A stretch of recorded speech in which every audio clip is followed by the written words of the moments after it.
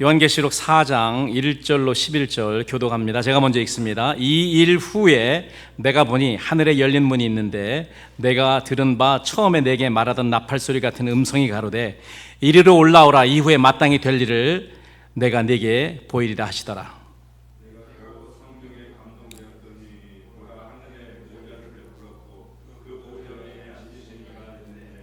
앉으신 이 모양이 벽옥과 홍보석 같고 또 무지개가 있어 보좌에 둘렸는데 그 모양이 녹보석 같더라.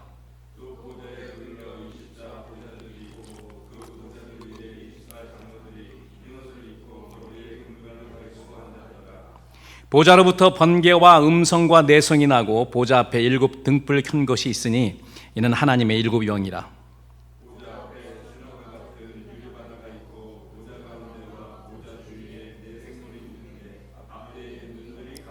그 첫째 생물은 사자 같고 둘째 생물은 송아지 같고 셋째 생물은 얼굴이 사람 같고 넷째 생물은 날아가는 독수리 같은데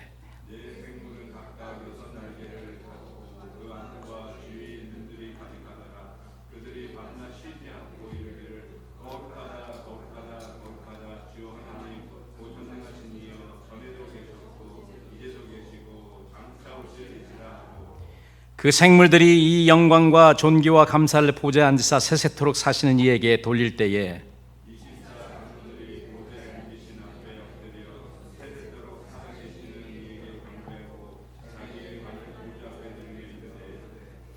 우리 주 하나님의 영광과 존귀와 능력을 받으시는 것이 합당하오니 주께서 만물을 지으신지라 만물이 주의 뜻대로 있었고 또 지으심을 받았나이다 하더라.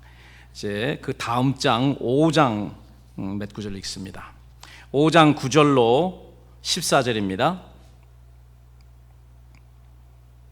5장 9절 이번에도 교독합니다. 제가 9절 읽습니다. 새 노래를 노래하여 가로되 책을 가지시고 그 인봉을 떼기에 합당하시도다. 일찍 죽음을 당하사 각 족속과 방언과 백성과 나라 가운데서 사람들을 피로 사서 하나님께 드리시고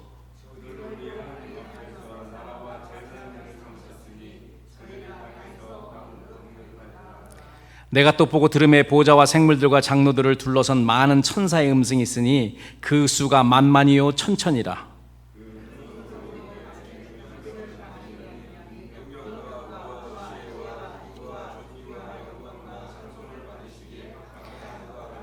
내가 또 들으니 하늘 위에와 땅 위에와 땅 아래와 바다 위에와 또 그 가운데 모든 만물이 가로되 보좌에 앉으신 이와 어린 양에게 찬송과 존귀와 영광과 능력을 세세토록 돌릴지어다 하니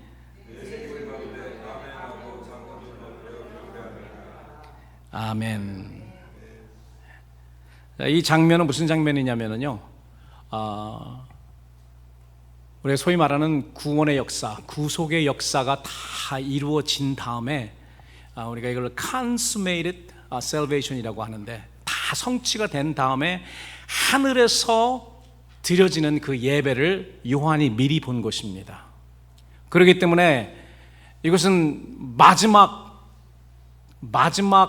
그 모습이거든요. 마지막 모습을 이 결론이기 때문에 이 결론을 보면은 우리가 어떻게 시작했는지, 우리가 무엇 때문에 시작되었는지를 우리가 알 수 있습니다. 우리가 이것을 위해서 창조를 받았구나. 그런데 중간에 뭐가 잘못돼서 이 많은 일들이 있었던 것입니다. 구원과 구속의 역사가 있었던 것이죠. 그렇기 때문에 아담이 범죄하기 이전에 하나님께서 인간을 창조하신 그 목적이 무엇이냐면 결론을 보면 우리가 알 수 있습니다.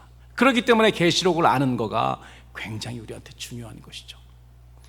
저는 지난 한 달 동안 하나님께서 기뻐하시는 모범적인 예배가 무엇인지 신구약 성경을 통해서 살펴보고 있습니다. 첫 번째는 누가복음 7장에 나오는 죄인으로 지목된 여인입니다. 이 여인은 우리에게 예배의 모습, 예배의 자세, 예배 행위가 무엇인지를 알려주고 있습니다. 이 여인은 예수님 발을 자기의 눈물로 적시고 머리털로 씻기고 그 발에 입 맞추고 귀한 그 향유를 부은 여인입니다. 우리 너무나 잘 아는 그러한 신약에 나오는 그런 여인이죠. 그런데 저는 가까이에서 이 모습을 보기를 원했습니다. 예수님의 발과 이 여인의 머리카락, 이 여인의 입술입니다. 여러분, 머리카락은 여인의 영광이로서 굉장히 귀한 부분입니다. 제가 다시 말씀드리지만 어떤 종도 어떤 상전을 머리카락으로 발신한 적이 없습니다.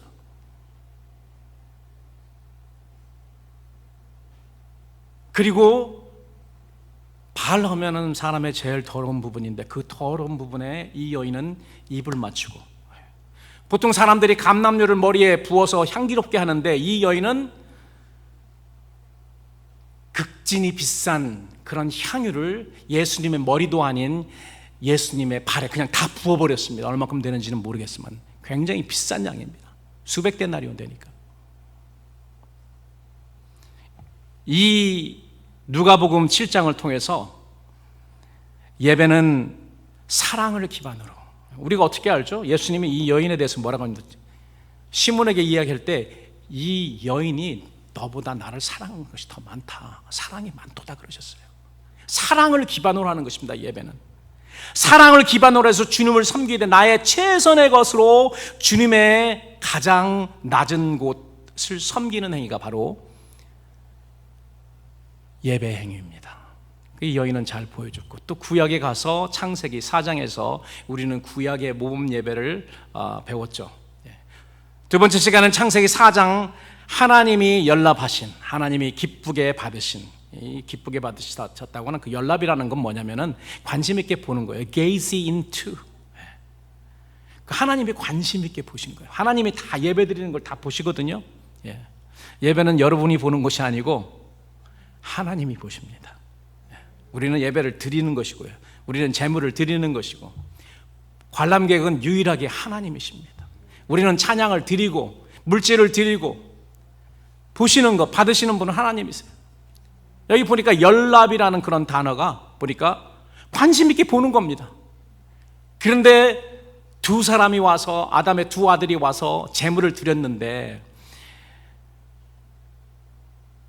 가인의 것은 하나님이 관심 있게 보지 않으셨습니다. 무슨 이유인지. 그러나 아벨이 드린 제물은 하나님이 관심 있게 보셨어요. 그리고 어떻게 하세요? 아벨이 드린 제물과 아벨을 같이 받으셨습니다. 성경에 나와 있습니다. 아벨과 아벨의 제물은 받으셨다. 우리가 어떻게 알 수 있습니까? 나중에 보니까 이 표시만 예배로 표시만 한 게 아닙니다.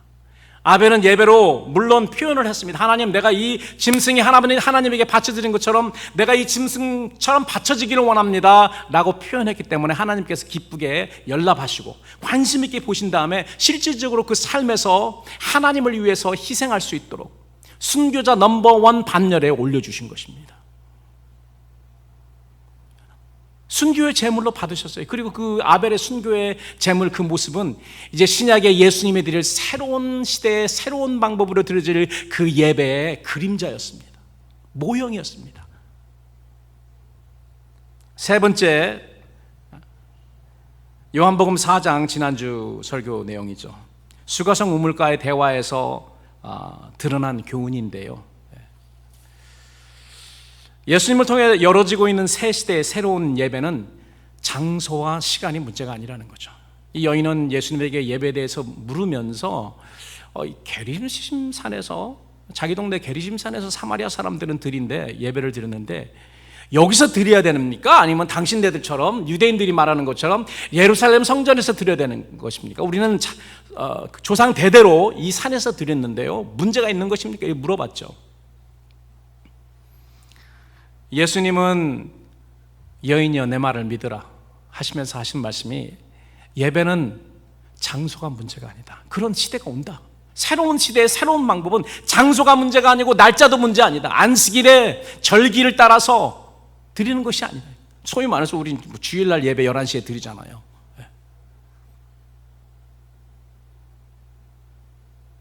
특별히 우리나라 사람은 11시에 예배 안 드리면 예배 드린 것 같지 않은 그러한, 그 예배당에 와야지 예배를 드린 것 같습니다. 그런데 팬데믹을 통해서 여러분 잘 아시는 바와 같이 이것이 다 뽀개져 버렸습니다. 이 트래디션이. 장소가 문제가 아니고 우리가 같이 모여서 힘있게 찬양하는 것, 하나님 말씀 듣는 것 중요합니다. 그러나 우리가 이것을 벗어나서도 얼마든지 참 예배자로서 예배를 드릴 수 있다는 것입니다. 어디서나 언제든지. 이게 새로운 시대의 새로운 방법입니다. 그리고 예수님은 한 가지 더 이야기를 하시죠. 신령과 진정으로 드리는 예배.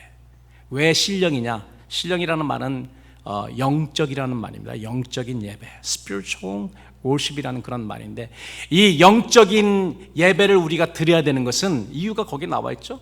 하나님은 영이시니 하나님께 예배한다는 영적으로 드려야 되는 것이, 영으로 드려야 되는 것입니다. 그 영적인 제사가 무엇인가?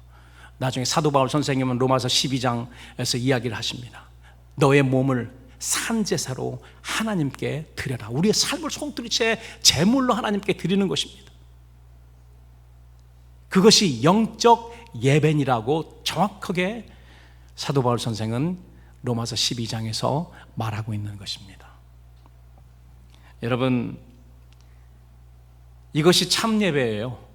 진정한 예배입니다. 참 예배예요. 옛날에 구약에 드렸던 짐승을 잡는 그 예배는 모형, 그림자, 임시 예배였죠. 그러나 예수님이 새로운 시대의 새로운 그 예배 방법, 제물을 드리는 방법을 자신이 스스로 십자가에서 보여주시지 않으셨습니까? 그리고 그 그림자가 아벨 때부터 있었습니다. 참 예배자들은 신령과 진정, 즉 짐승이나 곡식 제물로 드리는 것이 아니고요, 우리의 몸을 하나님이 기뻐하시는 거룩한 산제사로 드리는 것입니다. 그렇기 때문에 우리의 몸을 산제사로 드리는 것은 예배당에서보다 더 효과적으로 밖에 나가야 됩니다. 우리가 예배당 문턱을 딛고 나가는 순간 우리가 이 예배를 드릴 수 있는 거예요. 예배를 여기서 드릴 수 없다는 말이 아닙니다. 이것이 우리가 들을 예수님으로부터 시작된 새 시대의 영적 예배라는 교훈을 우리가 받았습니다. 그래서 지금까지는 우리가 예배가 무엇인지, 또 예배를 어떻게 드려야 되는지 살펴보았다면, 오늘은 제 개인적으로 가장 중요하다고 믿는 왜 예배를 드려야 하나. 저는 why가 가장 중요하다고 생각해요. 무엇을 어떻게 보다는 왜. 이 왜를 알아야 돼요. 왜를 알지 못하면 왜 예배 드리는지 모르고 그냥 헛예배를 드리는 거예요. 빈 예배를 드리는 것입니다. 그렇기 때문에 왜 예배를 드려야 되는지 우리가 알아야 됩니다. 오늘 본문에 왜 우리가 예배를 드려야 되는지 정확한 답이 나와 있죠. 그래서 이 예배를 왜 드려야 하는가, 이 질문에 답변을 하려면 교회의 존재 이유를 묻기 전에 우리 인간의 존재의 이유를 살펴보아야 합니다. 왜 우리는 여기 있나? 왜 우리는 만들어졌나? 하나님은 왜 만드셨을까? 이것을 보면 답이 나옵니다. 오늘 본문 5장 좀 띄워주십시오. 5장 9절 10절. 5장 9절 10절에는 보좌에 앉으신 하나님과 어린 양 앞에서 경배하는 24장로들의 경배 내용이 나옵니다. 학자들마다 이 24장로가 누군가 여러 가지 견해가 많이 있습니다. 저는 여기서 24장로가 누군지 여러분들에게 그 정체를 밝히려는 그런 의도는 아니고요. 24장로를 보면은 구약의 12지파와 신약의 12사도가 합쳐진 그러한 숫자 같다는 그런 생각이 듭니다. 24. 그리고 구약에 보면 제사장이 24, 다윗 시대 이후에 그 제사장의 반열이 24 반열이 있는 것을 보면은 사람에 관한 그러한 숫자는 분명합니다. 그래서 어떤 신학자들은 24 장로들도 영적인 존재라고 이야기를 하거든요. 저는 그렇게 보지 않습니다. 이분들은 신구약을 망라한 하나님의 백성들을 대표하는 그런 사람들이라고 저는 생각을 합니다. 그런 사람들이 예배드리는 모습이니까 어떻게 보면은 우리가 이 땅에서 신구약 모든 하나님의 백성들을 망라해서 마지막에 consummated worship, 마지막에 성취된 완성된 그러한 예배를 드리는 그런 모습이라고 보면 됩니다. 그죠? 이분들이 어떤 노래를 하냐면 잘 들어보십시오. 새 노래를 노래했다. 그 요한계시록 이후에도 이 새 노래를 부르는 사람은 아무나 부를 수가 없습니다. 요한계시록 14장에 보면은요, 새 노래를 아무나 부를 수 없는 특별한 존재들만 부를 수 있는 것 아실 수 있습니다. 여러분 가서 요한계시록 14장을 보시기 바랍니다. 근데 여기서 24장로들이 이렇게 노래를 합니다. 가로되 두루마리 책을 가지시고 그 임봉을 떼기 합당하시도다. 죽임을 당하셨고 각 족속과 방언과 백성과 나라 가운데서 사람들을 당신의 피로 사서 하나님께 드리셨고 저희로 우리 하나님 앞에서 왕들과 제사장들을 삼으셨으니 저희가 땅에서 왕처럼 다스릴 것이미로다 하더라. 우리 성경 말씀과 조금 다른 이유는 이게 그 literal translation, 문자적으로 해석한 번역한 그런 트랜슬레이션입니다. 자, 여기에 보면은 우리가 4장 1절에 예수님이십니다. 예수님이 요한에게 하신 말씀이죠. 올라오라 하시면서 이 일들 후에 반드시 있을 일들을 내가 너에게 보여주겠다. 이 일들에 대해서 또 해석이 분분합니다. 그러나 이 일들은 뭐냐면은 모든 구속사가 끝나고 모든 일들이 다 끝난 다음에 있게 될 하늘나라에서 천상 예배를 말하고 있는 거죠. 그 천상 예배를 보면은 우리가 지상에서 어떤 예배를 드려야 되는지 알 수 있는 것입니다. 그 회복된 천상 예배 때에 선포되는 24장로들의 새 노래 내용입니다. 여기서 보면은 어린 양 예수께서 십자가에서 죽으신 이유가 들어 있습니다. 그렇지 않습니까? 여기도 새 노래 한번 보십시오. 임봉을 떼게 합당하시다. 죽임을 당하셨고 그 족속 각 족속과 방언과 백성과 나라 가운데서 사람들을 당신의 피로 사서 하나님께 드리셨습니다. 저희들이 우리 하나님 앞에서 왕들과 제사장처럼 왕노릇 할 것입니다. 나중에 계시록 20장에 보니까 땅에서 1000년 동안 왕노릇 할 것이다. 그리스도와 함께 이렇게 나옵니다. 이 대단한 사람들이죠. 여기 있는 사람들은. 예수님이 이들을 위해서 죽으셨습니다. 이들을 위해서 피 흘리시고 이들을 위해 사셨습니다. 이들을 사신 겁니다. 소위 말해서 이분들은 그리스도인들입니다. 그리스도인들이에요. 우리가 너무 그리스도인들이라는 그런 말, 이게 광범위하게 쓰이기 때문에 그냥 교회 나오면 요즘 다 그리스도인이잖아요. 그래서 저는 우리가 그리스도인이라고 짧게 이야기하면은 모든 교회 나오는 사람 다 전부라고 생각할까봐 이렇게 말하기 싫은데, 그래도 그리스도인입니다. 참 그리스도인들을 위해서 예수님은 돌아가셨고 피를 흘리셨고, 이들이 제사장처럼, 왕 같은 제사장처럼 하나님 앞에 드려져서 제사장 역할을 하게 된다는 것이죠.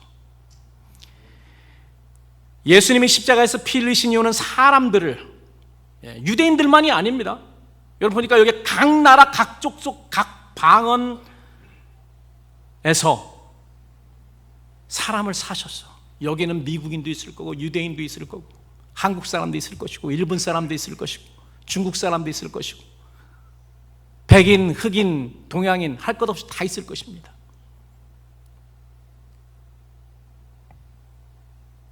그런데 그 사람들을 사신 이유가 그들을 하나님 앞에 제사장 삼기 위함이다. 여러분, 제사는 누가 합니까? 어떤 사람이 제사장입니까? 무엇을 하는 사람입니까? 제사 드리는 사람이잖아요. 제사 드리는 사람. 예수님이 여러분을 그 귀한 보혈로 사신 이유가요, 여러분들 하나님 앞에서 제사 드리는 사람으로 만드시기 위해서요. 우리가 어떤 제사를 드려야 되는지, 어떤 제물을 드려야 되는지 미리 우리가 공부해서 알 수 있습니다. 이제까지 우리 배운 그런 제사를 드리는, 새로운 시대의 새 예배를 드리는 그러한 참 예배자들로 하나님에게 드리기 위해서 여러분들을 구속하신 것입니다. 구속했다고 뭐 수갑 채워서 잡아갔단 말이 아니고 구원시켜줬다는 말입니다. 값을 치르고 구원시켜줬다는 말이죠. 그러므로 우리 성도 존재의 이유이자 목적은 예배를 통해 거룩하신 하나님을 영화스럽게 하는 것입니다. 여기서는, 이 땅에서는 우리가 섬기고 교회를 섬기고 믿지 않는 사람 전도하고 선교하고 이런 모든 것들이 중요하고, 어떤 분들은 이게 교회의 존재 이유라고 이렇게 말씀하시는 그런 분들도 있습니다. 그러나 선교나 전도나 뭐 이런 것들은 그 나라에 가면 없습니다. 다 전도 받은 사람, 선교 받은 사람이 오니까. 그러나 그 나라에서 영원토록 예배는 끊임이 없습니다. 하나님께 경배드리고 하나님께 감사하고 찬송하는 건 끝이 없습니다. 사실 이 이유를 위해서, 이 이유 때문에 사람들이 창조되고 그렇게 했었습니다. 그런데 중간에 뭐가 잘못됐었죠. 그래서 하나님이 이 구속의 사역을, 구원의 역사를 시작하시고 예수 그리스도 오시는 그 재림 때까지 이루십니다. 중요하기 때문에요, 예수님이 너네들 기도할 때 이렇게 기도하라고 했어요. 어떻게 기도하라고 하셨죠? 주님 가르치신 기도의 제일 첫 번째 기도 제목이 뭡니까? 하늘에 계신 우리 아버지요, 하나님의 이름이 거룩히 여김을 받으시옵소서예요. 하나님의 이름이 우리의 목적인 것입니다. 하나님의 이름이 목적, 하나님의 이름을 거룩하게 하는 것. 우리의 정체가 거룩한 무리인 성도입니다. 우리를 어두운 데서 불러내 하나님의 기이한 빛에 들어가게 하신 자의 거룩하시고 자비로운 선하심을 영원히 선포할 수 있는 그런 일을 하기 위해서 우리를 부르셨습니다. 그래서 우리는 택함받은 레위 족속을 대신하는 족속이고요, 왕같은 제사장 드리고 거룩한 나라고 하나님께 소속된, 소유된 그러한 백성입니다. 에베소서 1장에도 보면은 사도 바울이 3번이나 그렇게 이야기하죠. 당신들은, 그리스도인을 말합니다, 당신들은 하나님께 찬양 드리기 위해서, 하나님의 은혜의 영광을 찬미하기 위해서 창조되었다. 그의 영광이 찬송이 되게 하려 하십니다. 하나님의 영광을 찬미하게 하려 하십니다. 이 3번이나 이야기를 하십니다. 우리가 정말 하나님의 영광을 위해서 만들어지고 창조되었다면, 사랑하는 여러분, 그 무엇도 이 세상에서 예배보다 더 우선되는 건 없습니다. 그래서 예배는 뭡니까? 예배는 궁극적인 우리의 우선순위인 것입니다. 우리의 삶 전체가 예배입니다. 꼭 우리가 그냥 여기 와가지고 뭐 11시에 드리는 그 예배만 생각하는 것이 아니고요, 예배는 우리의 삶입니다. 삶을 통해서 하나님께 영광 돌리고 그 이름을 거룩하게 해드리는 것입니다. 우리의 삶을 통해. 그렇기 때문에 우리가 꼭 이러한 우리 모여서 뭐 악기를 가지고 드리는 그런 예배뿐만이 아니고, 하나님께 우리의 시간을 드리고 우리의 물질을 드리고 우리의 삶을 들여서 희생하여서 드려서 하나님의 영광을 위해서, 하나님의 거룩하신 이름을 위해서 하는 모든 행위가 다 하나님이 기뻐 받으시는 예배라는 것입니다. 그리고 여러분은 그 일을 위해서 부르심을 받았습니다. 우리가 배워야 될 천상 예배에는 2가지가 포함되어 있습니다. 크게 2가지가 포함되어 있는데, 첫 번째는 하나님의 속성에 초점을 맞춘 경배입니다. 따라서 하십시오. 하나님의 속성에 초점을 맞춘 경배가 있습니다. 오늘날 많은 교회가 예배 때에 새롭게 교회를 방문하는 새로운 교인들에게 초점을 맞추고 있습니다. 혹시 우리 중에 새롭게 교회에 오신 분이 있는지 이해하고 들으십시오. 이것이 잘못됐다고 제가 말하려는 것이 아닙니다. 이것을 뭐라고 하냐면은 seeker sensitive worship, seeker sensitive church 이렇게 이야기합니다. 그 탐색자에게 민감한 예배. 왜냐하면 예배가 무엇인가, 교회가 무엇인가 이렇게 굉장히 curious한 그런 마음을 가지고, 궁금한 그런 마음을 가지고 온 사람들을 잘 만족시켜주고 잘 알려주기 위해서 예배도 구성이 되고 교회가 그렇게 스트럭처 됐다는 것입니다. 교회가 탐색자, 즉 교회에 관심이 있거나 호기심이 많은 사람에게 민감한 방식으로 구성되는, 어떻게 보면 현대적인 접근 방법이다라고 이렇게 볼 수 있는데요, 다시 말해서 교회 예배는 교회에 있지 않은 비기독교인들에게 복음을 받아서 교회 공동체로 끌어들이기 위해서 고안된 그런 예배가 바로 seeker sensitive이라고 합니다. 우리가 뭐 이름만 대면은 여러분 잘 아시는 미국의 그 대형 교회, 그런 교회들이 이런 seeker sensitive한 그런 월십을 드립니다. 그래서 이분들은 다 초신자에게 중점을 맞춰가지고 그분들이 좋아할 수 있는 그러한 여러 가지 요소들을 많이 끼워 넣습니다. 그렇기 때문에 교회 성장에 목이 타는 많은 목회자의 순례가 끊기지 않는 그런 성지가 됐어요.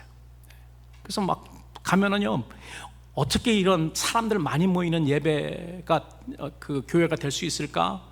목회자들이 막 줄을 서서 그 배웁니다.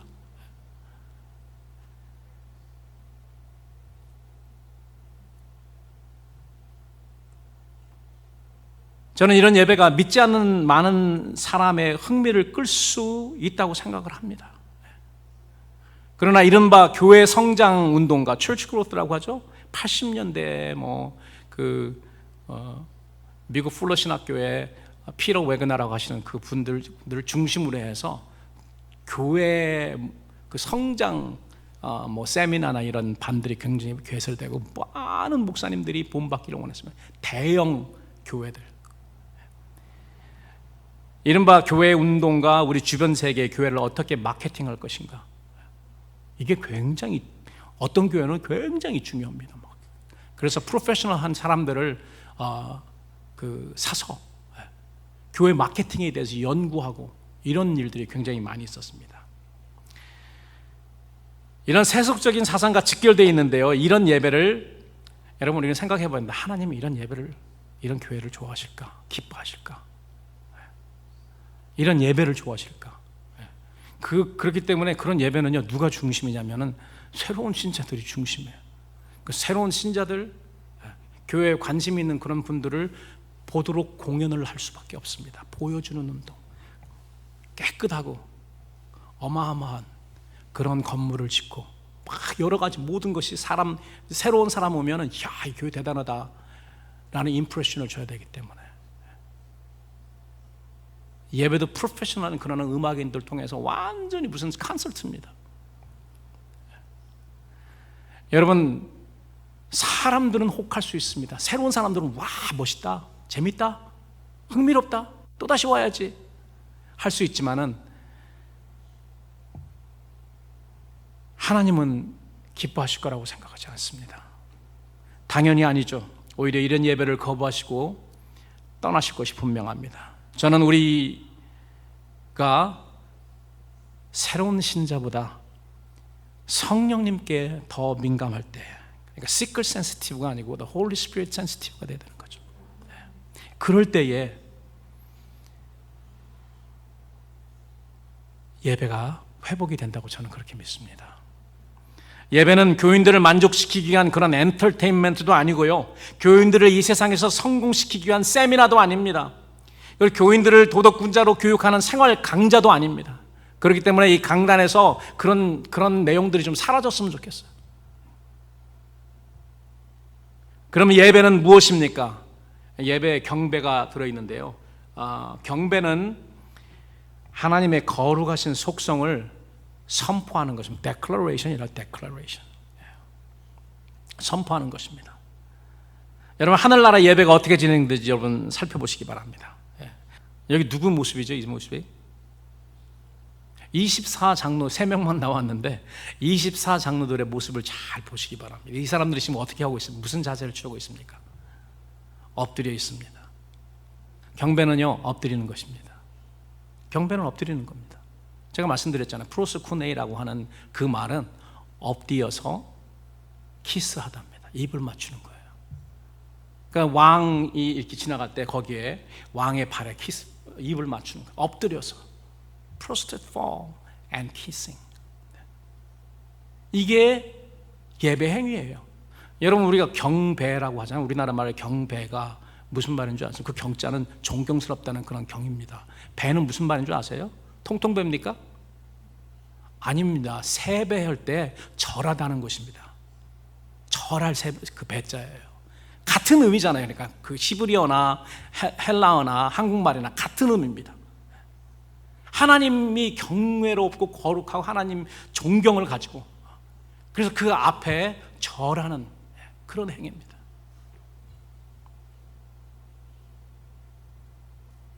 내 생물이 보호자 최측근에서 밤낮 쉬지 않고 이렇게 말합니다. 거룩하다, 거룩하다, 거룩하다. 오늘 우리 거룩 우리가 찬양을 했는데,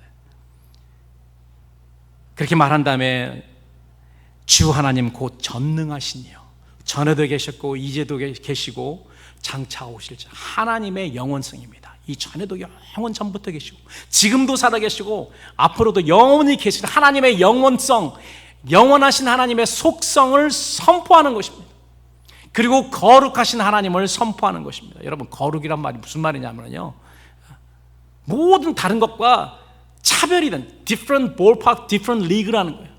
하나님은 창조 주시고 그 이외의 모든 것은 다 피조물입니다. 그렇기 때문에 우리가 비교할 수가 없습니다. 하나님, 사람들끼리는 비교가 돼요. 뭐 큰 사람, 작은 사람 있지만 하나님은 유일한 창조주시고 나머지는 다 피조물들이기 때문에 하루가시면 하나님은 그렇기 때문에 구별되신 분이십니다. 모든 피조물로부터 구별되신 분. 거룩하다는 말이 바로 그 말입니다. 구별됐다. 똑같지 않으시다는 거죠.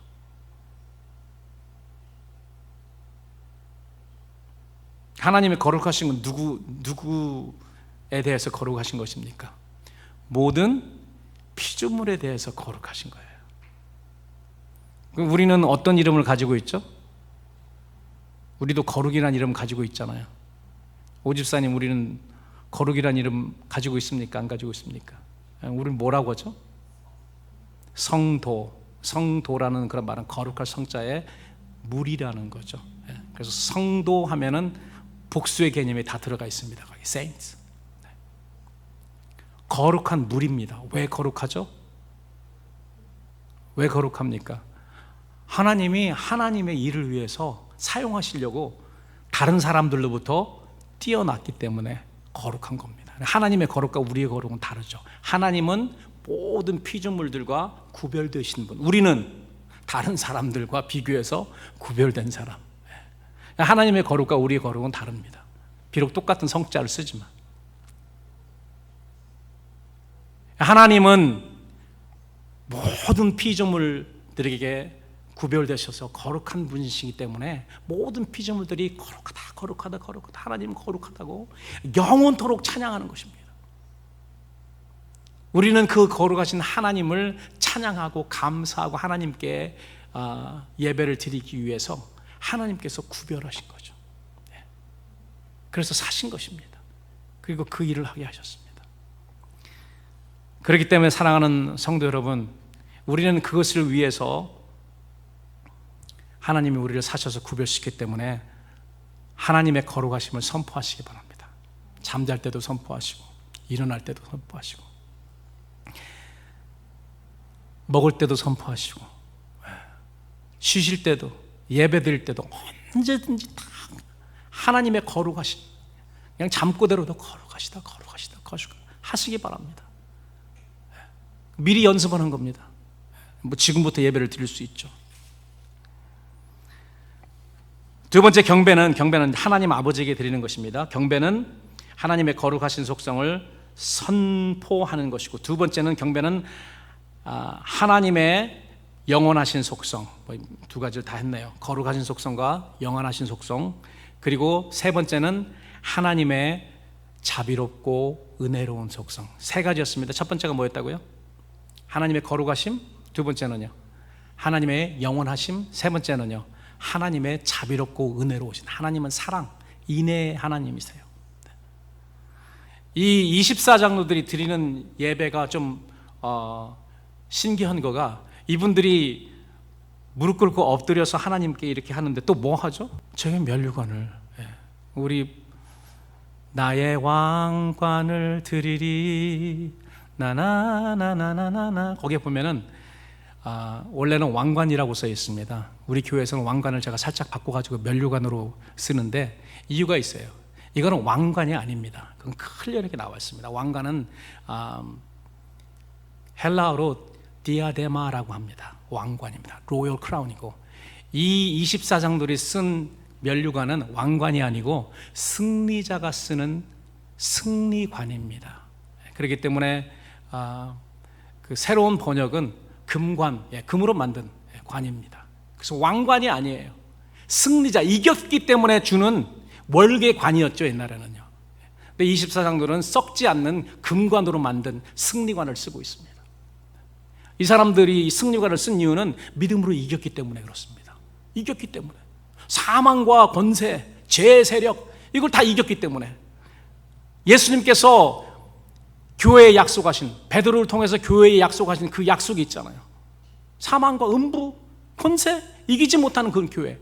우리는 부활하였기 때문에 이분들은 부활한 이 모든 일이 다 지났으니까 이 모든 하나님의 백성들이 다 부활했습니다. 그 사람들을 대표하는 사람들이니까 흰 옷을 입고 의의 옷을 입고 그리고 영광의 면류관을, 승리의 면류관을 쓰고 있습니다. 그런데 왜 여러분들이 이 사람들이 하나님 앞에 경배하면서 엎드린 다음에 자기의 금관을 내려놓을까요?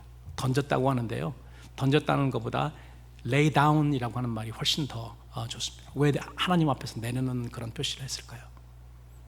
거기에는 여러 가지 의미가 있습니다. 그 중에서 제일 귀중한 건 뭐냐면, 하나님, 내가 이 세상에 살 때는 이 왕관이 내 힘으로 내가 열심히 노력해서 믿음으로 이겼기 때문에 내가 이것을 받을 것이라고 생각했는데 정작 와서 받아보니까 그게 아니고 하나님의 은혜 때문에, 하나님의 자비로우신 사랑 때문에 내가 이렇게 승리할 수 있었네요. 나의 승리도, 나의 이김도 하나님께 영광 돌리는 그런 모습입니다. 실질적으로 그렇습니다. 여러분, 우리가 할 수 있는 거 무엇입니까? 우리가 뭐 믿음이 많아서 믿음으로 우리가 승리하는 건 아니죠. 그 믿음조차도 선물로 하나님께서 주신 것입니다. 그리고 우리가 이 세상에서 무슨 승리, 영적인 승리를 할 수 있게 하는 것도 하나님께서 성령을 보내셔서 우리와 함께 하시고 천사를 동원해서 우리와 함께 하시고 이길 수 있도록 해주시기 때문에 우리가 이길 수 있는 것입니다.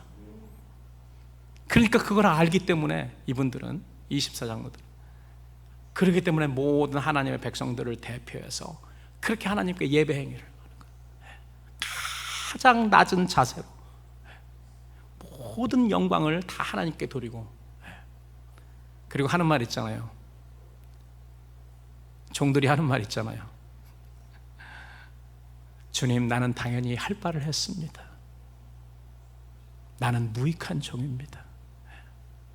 내가 이 주님을 위해서 세상에 산 거 다 무익한 일입니다.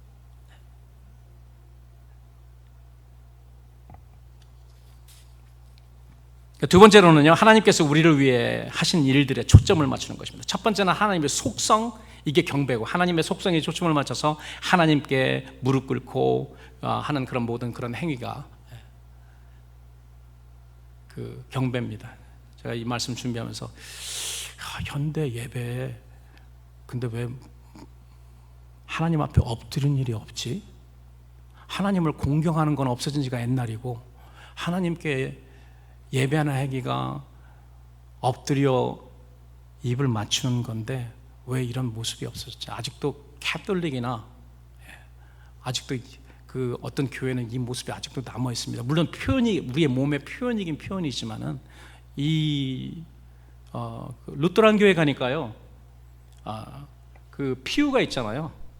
피우에 보면은 이렇게 뭐가 젖혀져 있어서 이렇게 하니까 거기에 폭신폭신한 무릎 밑에 대는 쿠션이 있어요.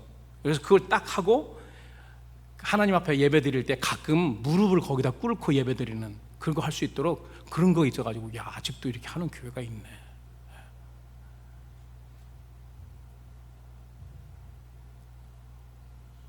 이제 5장에 오면은, 4장은 하나님 보좌에 계신 하나님께 경배하는 모습인데 5장에 보니까 뭐가 나오면은 그 초점이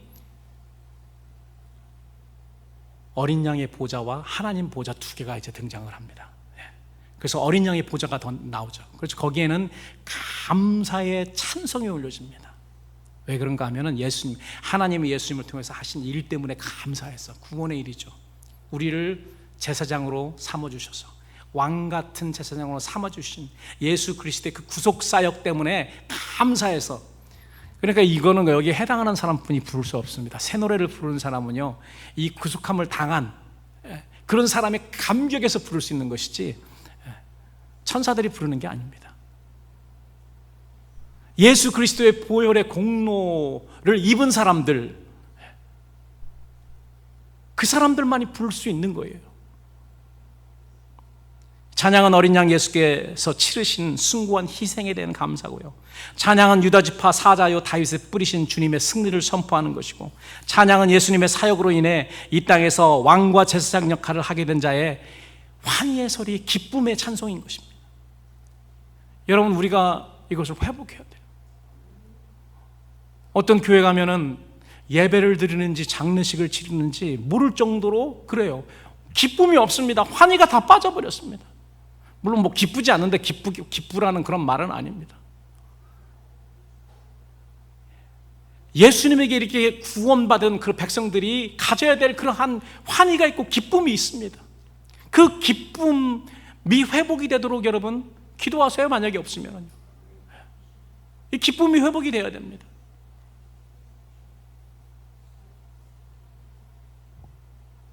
이 5장에 보면은 특이한 일이 있죠. 하나님 오른손에 두루마리가 있습니다. 두루마리 책이 있는데 굉장히 미스테리한 비밀스러운 책입니다. 그런데 놀라운 거는 요한이 가서요 보니까 하늘이나 땅이나 땅 아래나 뭐 어디든지 이 우주 만물에는 이 두루마리 책을 하나님 오른손에서 취할 사람이 하나도 없습니다. 그렇기 때문에 이게 반드시 열어져야 될 책인데, 두루마리인데 합당한 사람이 없는 거야, 한 명도요. 그렇기 때문에 요한이 그냥 어린아이처럼 펑펑 웁니다. 목을 놓고 펑펑 울어요. 그러니까 그 옆에 있던 장로 중에 한 명이 말합니다. 야야, 울지 마라. 유다 지파의 사자 다윗의 뿌리가 이겼다. 합당한 사람이 나온 것입니다. 여러분, 요한이 운 이유가 있습니다. 이 하나님 오른손에 놓여있던 그 두루마리는 뭐냐면은 인간, 이 우주 만물의 역사가 적혀있는 그러한 소위 말해서 드라마 각본입니다. 드라마 각본인데 이것을 취해야 할 감독이 없는 거예요. 이거를 취해서 역사를 펼쳐나갈 감독이 없는데, 이건 인간의 히스토리이기 때문에 인간만 열을 수 있는 것입니다. 근데 인간에는 합당한 사람이 다 아담의 자손으로서 다 죄를 졌기 때문에, 근데 인간의 역사이기 때문에 인간만 열을 수 있는, 인간이 감독해야 됩니다. 보니까 사도 요한이 생각할 때도 보니까 이런 사람은 이 세상에 없다라고 생각을 했습니다. 다 아담의 자손인데, 근데 유일하게 사람이면서 아담의 자손이 아닌 분이 계시죠. 아담의 자손이 아닙니다. 예수님은 아담의 자손이 아니에요. 모든, 여러분이나 나나 모든 이 세상 사람들은 다 아담의 자손인데, 예수님은 성령으로 잉태되셔서 여자의 씨, 여자의 후손, 여자의 아들이시죠. 그리고 그 씨는 하나님 성령으로 잉태되셨어요. 그리고 그것을 증명하듯이 예수님은 죽음에서, 사망에서 사셨습니다. 그렇기 때문에 합당하신 거예요. 이겼다. 유다의 사자가 이겼다. 죽임당했지만 이겼습니다. 그래서 그 두루마리를 열어볼 수 있는 합당한 사람이 된 거고요. 또 이 두루마리는 그리스도인들, 교회에게 열려 있습니다. 왜 그런가 하면 교회도 우리 예수님과 운명이 같거든요. 사망 권세, 음부의 권세가 이기지를 못하는 우리는 교회잖아요. 그렇기 때문에 우리도 이기는 자들입니다. 사망에서 이길 것이고요, 죄에서 이기는 것입니다. 세상을 이기고 나를 이기고 이깁니다. 그래서 요한계시록 2장 3장에 보면 이기는 자가 7번이 나와요. 이 사람들이 주인공입니다. 우리 하나님은 모든 이 역사를 다 제작하시고 다 계획하신 분이시고, 그리고 그 인간의 역사를 감독하실 분은 예수님이시고, 딱 취해서 드라마 각본 취해서 이제는 열으시고, 그 안에는 여러분 많은 사람들이 거기에 이제 그 각자 맡은 그 역할, 위치를 해서 하는데, 거기서 주인공들이 바로 이기는 자들입니다. 그리스도인들.